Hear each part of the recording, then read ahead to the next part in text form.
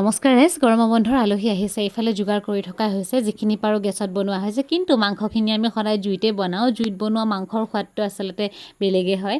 ইফালে খোৱাৰ আয়োজন চলিল আৰু খাবও হ'ল। মই মাজতে ভিডিঅ' ল'ব থাকিয়ে গ'ল, কথা বতৰা পাতোঁতে মেলোঁতে, ইটো সিটো কাম কৰোঁতে।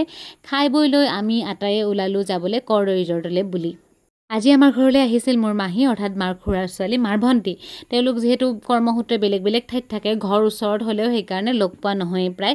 আৰু আমাৰ মাও যিহেতু ঘৰ এৰি তেনেকৈ ক'তো যোৱা নহয়, সেইকাৰণে বহুত বছৰ ধৰি লগ পোৱা হোৱাই নাই। এইবাৰ যেনে তেনে মিলাই মেলি গৰমৰ বন্ধত বায়েক ভনীয়েকহঁতৰ মিলন হ'ল, আৰু আমিও আমাৰ ভণ্টি ভাইটি যোন আছে সিহঁতক লগ পালোঁ, আৰু মাহীহঁতৰ লগতে আইতাহঁতো আহিছিল।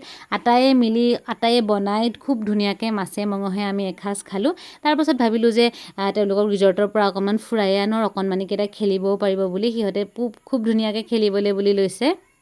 পিপিয়েও সিহঁতৰ লগত খেলি আছে। আমি অকণমান সোনকালে আহিবলগীয়া হ'ল, যিহেতু মাহীহঁত যাব। সেইকাৰণে মাহীয়ে আমাক খোৱালে আইচক্ৰীম। ঘৰত আহি দেখোঁ আইতাহঁতৰ মাহঁতৰ কথা পতা শেষেই হোৱা নাই। তাৰপাছত এয়া সিহঁত যাবলৈ বুলি ওলাল। বতৰো বেয়াকৈ আহিছিল আৰু ধুনীয়া দিন এটা আজি পাৰ কৰিলোঁ। আজিলৈ ইমানেই, বাই।